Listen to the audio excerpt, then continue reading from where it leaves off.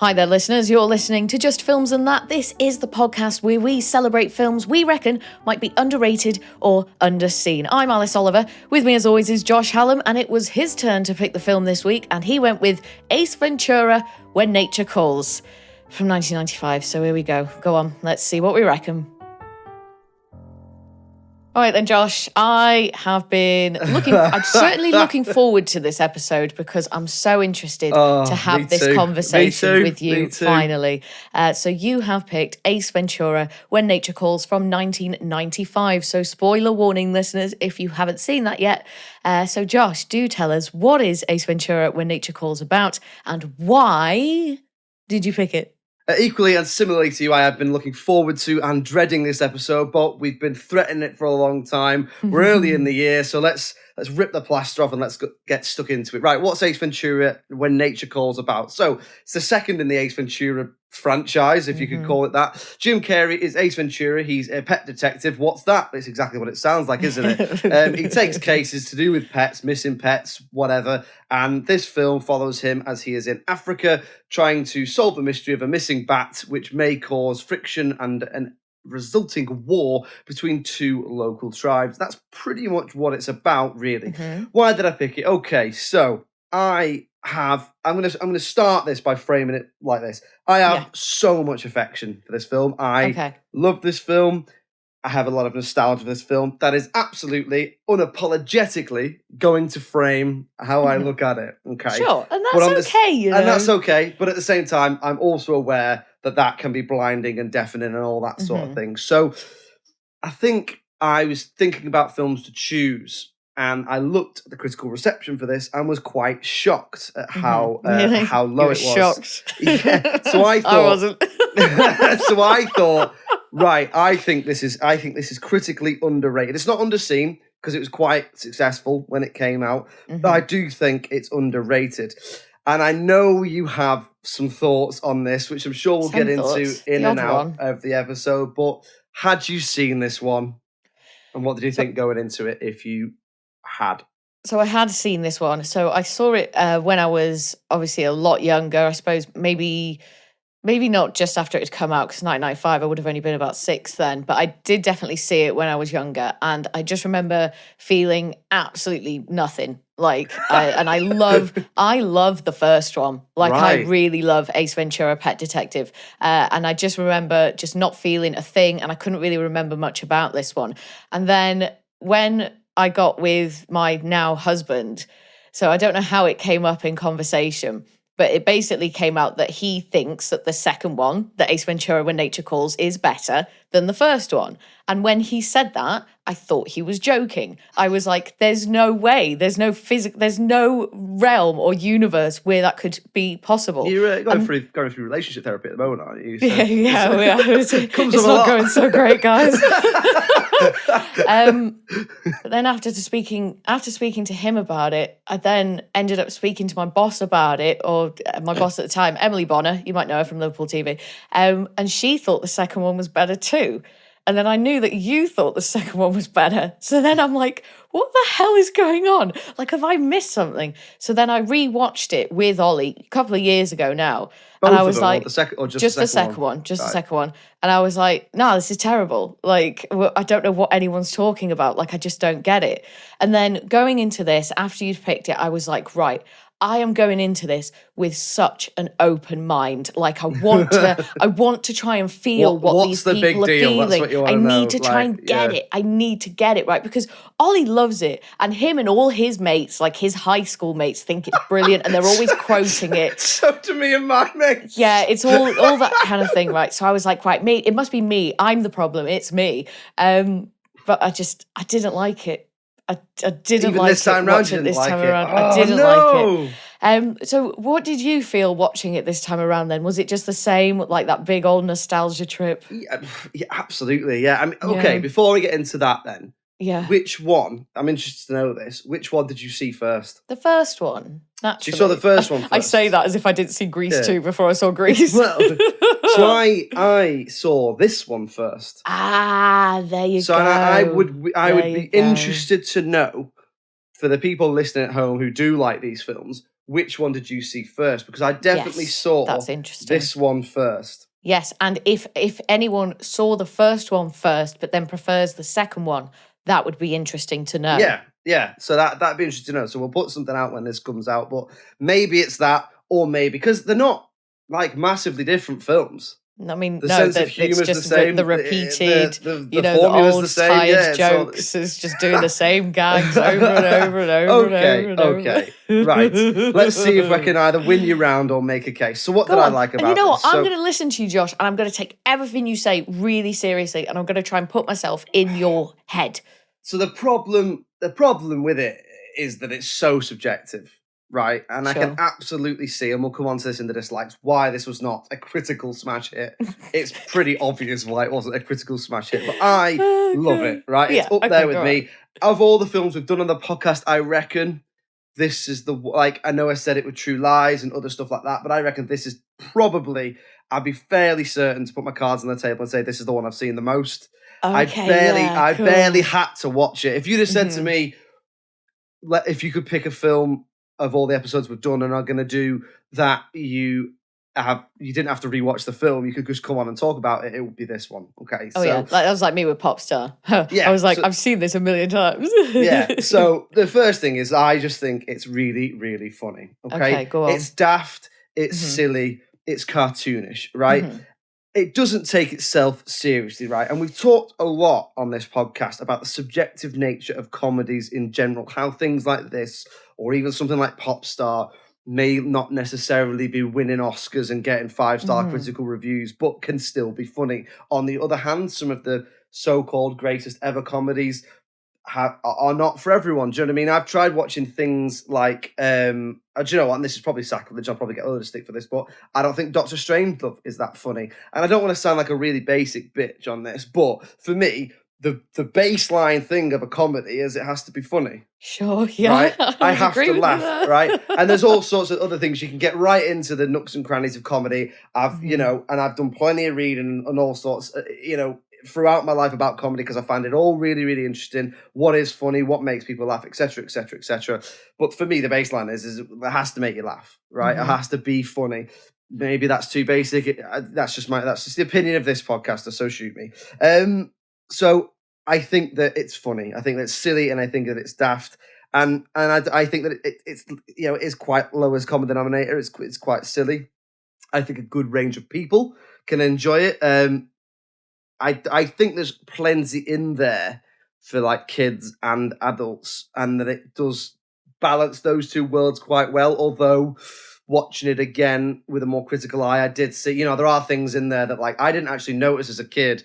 Things like he clearly sleeps with the princess. He's clearly caught having a when wank. he's masturbating, yeah. And at the end, the villain clearly gets banged by a gorilla.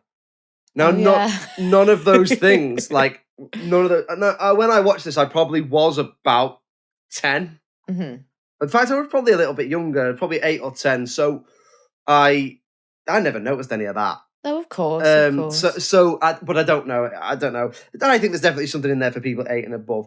So then I started thinking, because I preempted your response, because I know you'd mentioned about us. We've been threatening to have this conversation off air for a little while about the Ace Ventura films and that sort of things. And I was always interested about what your particular take was going to be. And I went with Occam's Razor, lowest common denominator. She probably doesn't like it.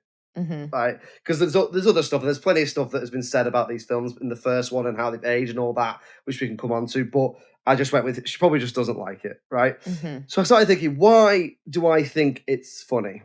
And I thought, right, there's two things for me, and they're sort of intertwined, but I'll break them down into two things, which is the execution of the film, which is then informed and carried by Jim Carrey's performance, right? We've done plenty of Jim Carrey's films. We've done serious Jim Carrey films. We've done comedy Jim Carrey films. We've done Number 23. We've done Bruce Almighty. Yeah, so I didn't pick this because I wanted to do X, Y, and Z. I picked it because I just like the film. So firstly, as with the first one, I think it's quite a good concept. Do you know what I mean? The idea of a pet detective, the idea of someone who's going to go after and look after animals like a PI would, except it's animals, is quite funny. And then a lot of what they do with Ace Ventura as a character then carries that and is informed by the people around him. So he's big, he's goofy, he's silly. Essentially, what it is, and what it feels like to me, is a live action cartoon. Like, it is not that dissimilar to, say, the Scooby-Doo adaptation that we did or other live action cartoon adaptations, except it's not. There was a cartoon of it, but that was informed by this, not the other way around. So I think that because he is quite cartoon, it is quite stupid. I mean, it is literally, especially with this one, but with the first one as well, it's like they've just gone, just do whatever you want, Jim. Mm-hmm. And everyone else around him has to react to him. And that's where a lot of the comedy comes from. We've touched on this before, which is everyone around him is playing it really straight and they're reacting to him as a character. So then let's get into his performance, right? So the whole character of Ace Ventura, I mean, I can't really imagine anyone else doing it. I don't know specifically if it was created by Jim Carrey, but I certainly know he had a big hand in it, particularly the first one, because I know he isn't that keen on this version, I believe, from what I've read. Well. But he is just a huge ball in this film, a huge ball of cartoonish energy. So then that informs the silly things that happen in the film. So, for example, the bit where the slinky's going down all the stairs, or the bit where he's pretending that he's driving on bumpy ground in Africa when he's actually driving on a motorway, or the bit where... So there's two moments in the film that I actually thought were funny, because for the most part I didn't think it was funny, and we'll get into that. But there are two moments in the film that I did think were funny, and that is one of them. When he's doing the bouncing around in the little Jeep thing. It's my favourite and then bit, they've got this wide shot of just this perfectly smooth tarmac road. Yeah, that did make me laugh out loud, actually. So I'll give you that one. And then he drives past a subway sign. It says, like, nearest subway 2 miles or something like that. So there's that bit. There's the slinky bit. There's the bit with the spears in his legs. There's loads of stuff in it that's like, it's real. It's a real, for me, tour de force, physical comedy performance from Jim Carrey. And I think he is really, really good in it. And it's almost quite clownish in places. It's almost like mime, or not to be too wanky, but if you look at things like Lecoq, which is a French school for clowning, it's sure very, it is, Josh. Sure it is. It is.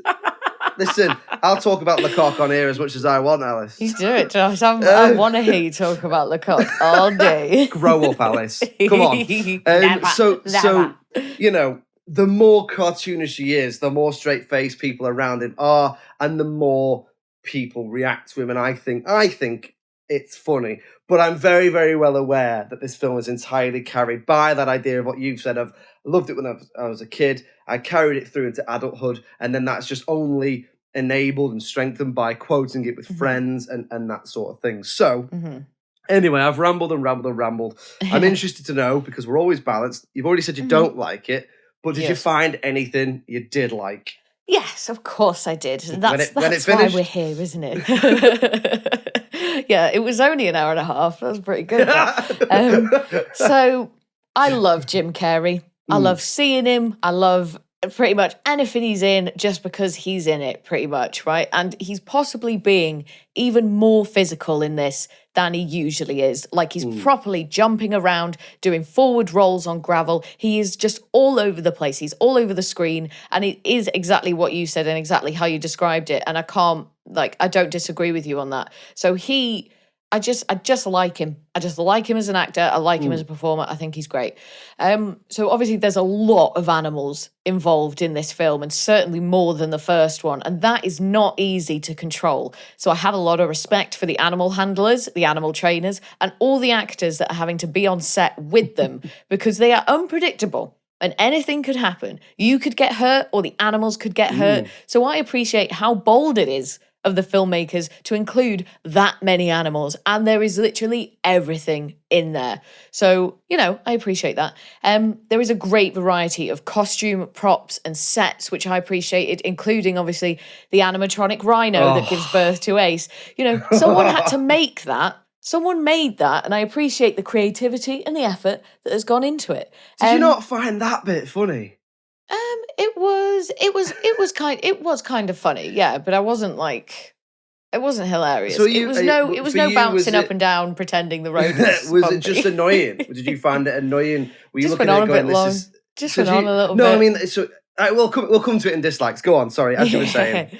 And then, so just finally, like I touched on, two moments that I really did find funny. One of them is that when he's bouncing around, pretending it's a bumpy road, but it's not, it's perfectly tarmacked. That did really make me laugh. The other one is towards the end. It's kind of like the finale of the scene with the monster truck. So Ace is chasing the bad guy and he needs a vehicle to do it. So he stumbles upon a monster truck and starts chasing him down. And this just looked really fucking cool, right? And there's this brilliantly framed and timed moment with a monster truck. It pulls up behind the villain's vehicle, which is like a safari jeep or something. From the consulate, right? Exactly that. And so there's this brilliant moment where in frame, you've got the little vehicle, the little Jeep, and then behind it is the monster truck. And then behind that is that massive sort of manor house where we spend a lot of time. Yes, yeah, and it was just a really nicely put together scene. And the whole chase scene with him in the monster truck I thought was brilliant. And I did really enjoy that. It was pretty good. It was pretty high energy. And it was just a really enjoyable chase scene, I think. So that is everything from... Go on. Simon Callow, who plays Cadby. Right, yeah. So I walked past him once. Oh my and it took every fibre of sensibleness in my being to not go, Cadby! From the consulate, right? This is weird. God. God. And they actually, if you've ever walked past a famous person and they meet your gaze, there's always a look that's like, oh, fucking hell, please don't recognize me. Yeah, don't do it. Don't do it. Yeah. And I didn't speak to him or anything. I was, he was on the phone. Where were you? Just in Liverpool city centre. He must have been doing it. He must have been either in town for some other reason, or he must be. Wow. I mean, I'm assuming he doesn't live in Liverpool. Right. But I think he must have either been doing a theatre show or an interview or something, or maybe he was just in Liverpool for whatever reason. You know what, Josh? I am so proud of you for not doing that, because you must have been overwhelmed with just feeling to want to do that, because it's a film you know so well. And you obviously, like the fact that you even recognize, because I don't know if I'd recognize him, like if he was walking out on the street, I'd recognize Jim Carrey, but I don't know if I'd recognize that fella. So you must have, that is some real self-control you've got, because I bet he's heard that a bazillion times. And you don't just want to be another idiot, do you? He's either, because I wonder what other films, because he's done this, and he's probably most famous for Four Weddings and a Funeral. Right. Which I didn't realise. He did the year before this, and he is considerably larger in Four Weddings and a Funeral. Oh, right. And when I was watching it this time, I clicked and I was like, there's not, either he lost a load of weight or he's wearing a fat suit. So it turns out he's wearing quite a considerable fat suit in Four Weddings and a Funeral. There you go. The reason his character has a big beard is because it had to hide the fat suit, around his neck and stuff. Oh, right. But anyway, sorry. So that's the end of your likes. That's it. That's the end of my likes. So there were 4 things in there. Like, so that's all right. One of them was things. a film with animals in which the animal controllers must have controlled the animals. They did a good job. I see you, animal control guys, and I know how hard it is. Never work with animals or children. I think you said people then. I don't work with people either. They're terrible. If we could all avoid that, we would. Yeah. So is that it for you for the likes as well? Was that everything, or was there anything else you wanted to get in there? No, I mean that is pretty much it for me, I think. So we'll move on now then to talking about anything that we didn't like about the film, or perhaps anything that we would change. So Josh, you obviously love this film a lot, but I trust your kind of rationale and your logic, and I do think that you'll be able to see some things in this. No, he's shaking his head, listeners. I don't think... I might refuse, I might refuse on this. No. Have you got anything on your list? I'm very aware, and I've already said this, I'm very aware that nostalgia and affection is elevating this film for me. So I did very much try and find something. So looking at it objectively, look, I can very much see how you would look at this film and think it was just annoying and juvenile.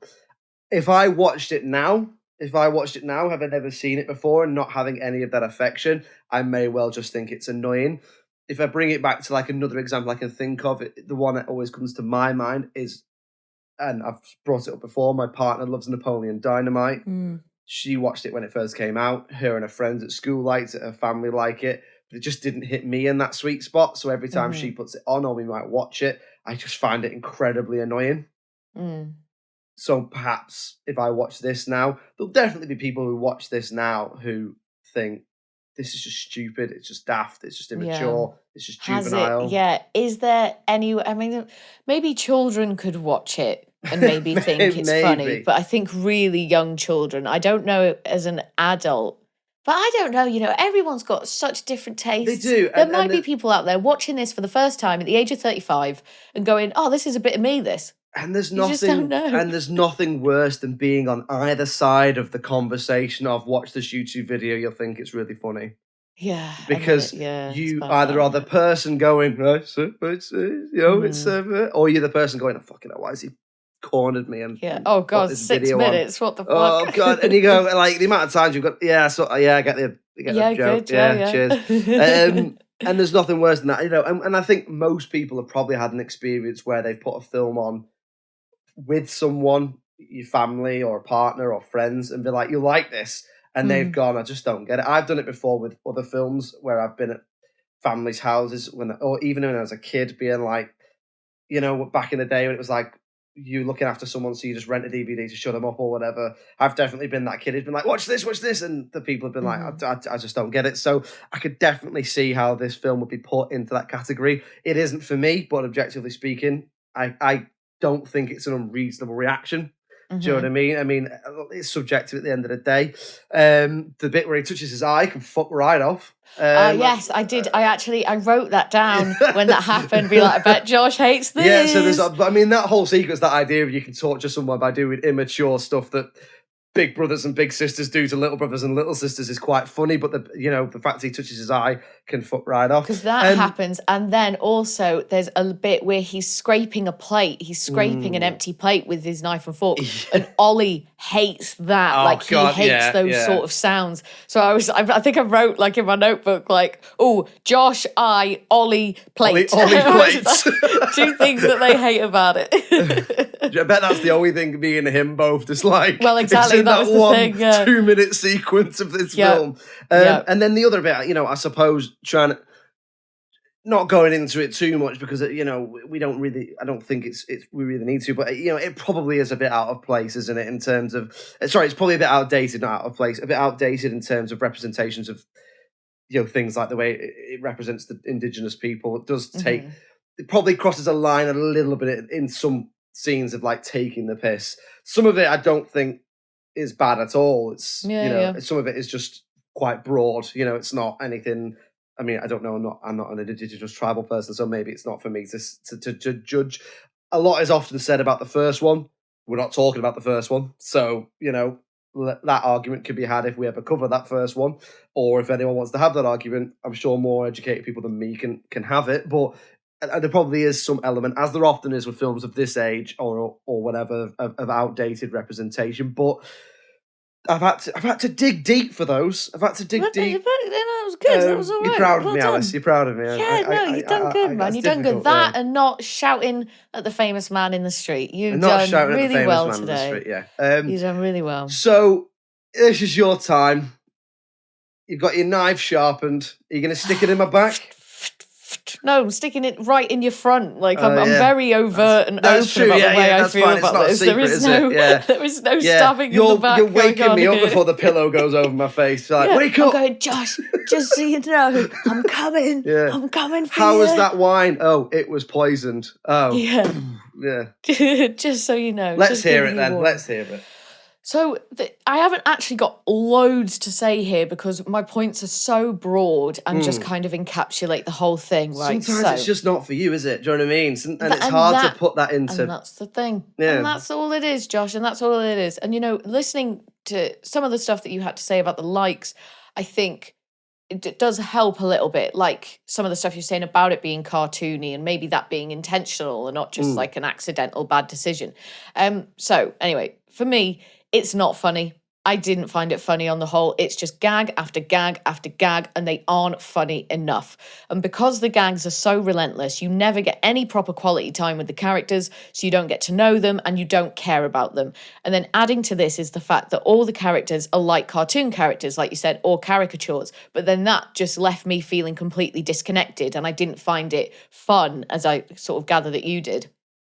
So if you think about the first one, So Courtney Cox's character really grounds the whole thing. And there are a few other characters around Ace who are a bit more like normal people. So they complement his total wackiness. But in this, everyone is so wacky. Everyone is in ridiculous costume. No one feels like a real person. It feels more like a bad pantomime than anything else. And I just felt absolutely nothing for all of them. I found that I could relate to Ace a little bit because he loves animals so much and is appalled, obviously, at the animal cruelty, like when he sees all the mounted and taxidermied animals in the manor house and the what is it that you called it? It's a consulate, isn't it? So it's consulate, like an the manor embassy. house. I keep calling it the manor house in the consulate. Back from when the British ruled the world, Alice. That's what it's from. Indeed, yes. The good old days, the good old days. The Empire, darling. Not me, I'm Welsh. Yeah, you were part of it, if anything. Yeah, well, sort of.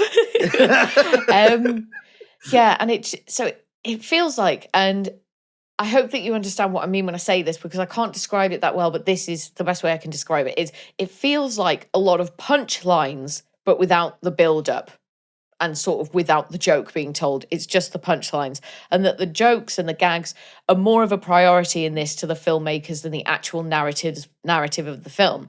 And I don't think this is helped by the fact that the animal that we're supposed to be concerned about is a bat. And of course, nothing against bats. I love all animals, but dolphins are a bit more emotive and come across a bit more as individuals than bats do, in my opinion. So like in the first one, you get to know a bit about the dolphin that's been kidnapped through footage and the massive reaction to the animal being stolen.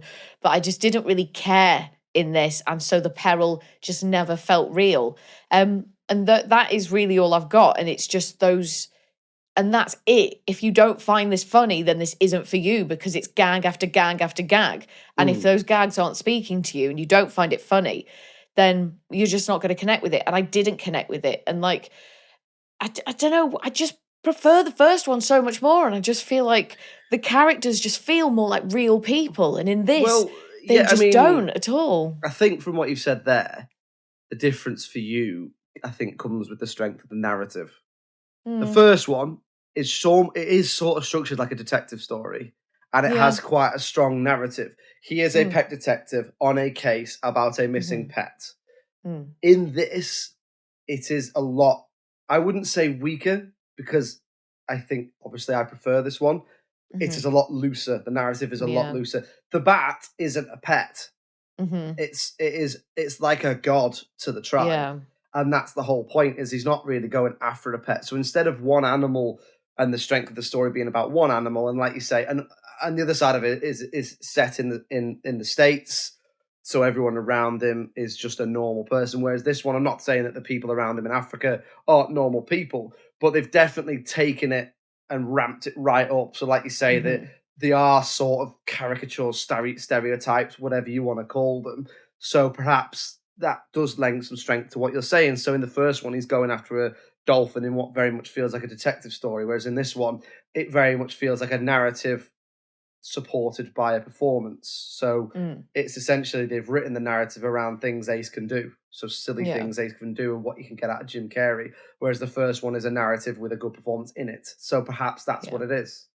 Yeah, maybe. Because the British guy who, like, I think meets him at the airport or whatever, and like he's such a Nigel Thornberry sort of thing. Like, he is just such a caricature. And then the guy, turns out to be the villain. Like, he's just so, it's just so like a cartoon, and they're just kind of stereotypical kind of villain, good guy or whatever. And it's lacking in depth for me. And I know there's not meant to be depth because it is a silly film. And I can enjoy silly films. Like, I love Popstar, Never Stop, Never Stopping. And there is no depth in that. But I suppose there's so much else going on to make it enjoyable. Whereas in this, there was no depth and it wasn't funny. So if I've got both those things going at the same time, then it just left me feeling hollow, felt nothing, just didn't connect with it at all. You're breaking my heart here, Alice. I'm sorry. You must have known that this was how it was going to go, though, right? I feel like you're breaking up with me.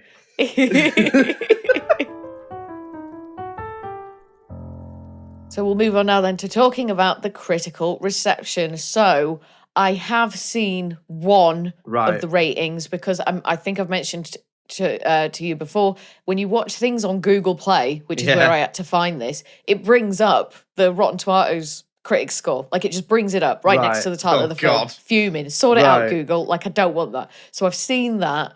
I haven't seen the IMDb score and I haven't seen the audience score. But based on, so I reckon the audience were like middling, Okay. maybe like high 4s into the 5s sort of thing. You think that's what the audience gave it? I think that's what the audience gave it, but I know what the critics gave it, so I do think overall it is going to be quite low. What would you give it? That's the important thing. What would I mean, you I'm give right it? there with the critics, to be honest. I'm low. Like, that is harsh. I just Knowing what I know, looking at this, it right? ain't for Okay, me, well, man.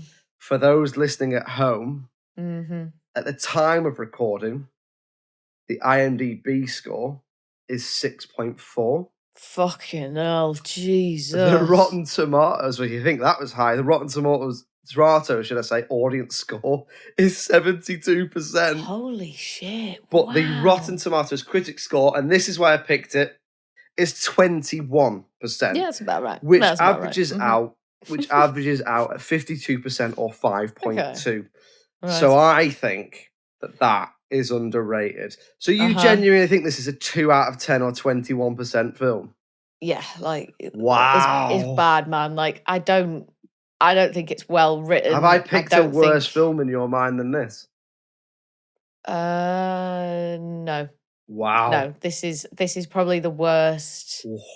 This is is it worse than Rocky Balboa? Interesting, because those are the two. Is it worse than Rocky Balboa? That is interesting, because I love Jim Carrey, but the boxing scene was pretty cool. I'll have to have a think about that. Oh no. But it's really down there. I do not think this is underrated. I think that is overrated. Those audience scores, I think, are obviously not ludicrous, because everyone has their own taste, and that's fine, and I respect everyone's opinion. But I just don't see it, Josh. I just don't see what you see, and I don't see what the audience sees. Maybe, and obviously, if they like it, and then that's it, isn't it? Maybe that, there's a 50% difference between those two Rotten Tomatoes scores. That's big, There's got to be something in that. Yeah. Do you know what I mean? So, I mean, at the end of the day, it's all subjective, isn't it? Mm-hmm. For me, 5.2 or 52% is underrated. For you, it's overrated. So you know what we've got, don't you? Yeah, we've got to put it to the listeners. We've got a split decision, so we'll put the vote out when this comes out. What do you think? Is Ace Ventura: When Nature Calls under or overrated with 52%? There we go, another one done, another episode done, another split decision, which they do come along every now and then, and that's why we need you guys at home to vote when we put this out at films_that on Twitter, and you can have your say. Otherwise, it's in limbo.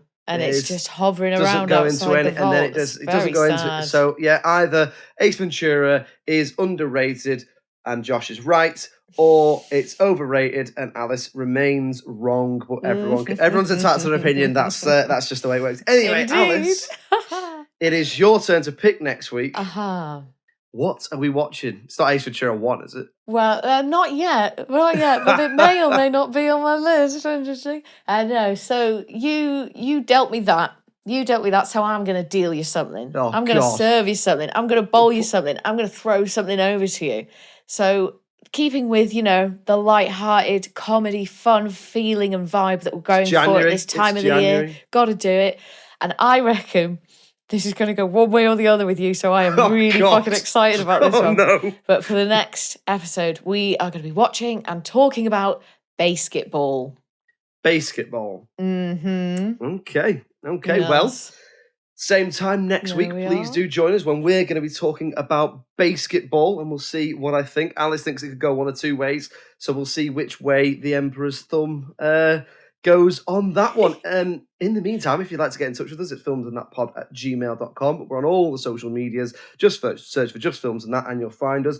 We're also on Patreon. Search for Just Films and That. You can get extra content, ad-free episodes a day early. You can also suggest films for us to do and lots of extra stuff on there. Please do check it out. Drop us any support you can. It'll be massively appreciated. But you know what? It's also massively appreciated that you just listen. So thank you very much. And I tell you what, we're also on the television, aren't we, Alice? We are indeed. Every Friday from 6 p.m, you can find us on the local TV network. So if you live in Birmingham, Bristol, Leeds, Liverpool, or the northeast of England, you can find us on Channel 7 on Freeview. Or if you live in North Wales or South Wales, you can find us on Channel 8 on Freeview. So that's every Friday from 6 p.m, me and Josh having a little chat about our favourite underrated and underseen films. And there might be an episode on Ace Ventura When Nature Calls coming up very soon. Who knows? Who knows? Yeah, maybe. And yes, lots of ways to hear us and see us. Get in touch. We always like to hear from you. And thank you as ever for your support. We'll see you next week for Basketball. It's goodbye from me. Cheerio. Bye.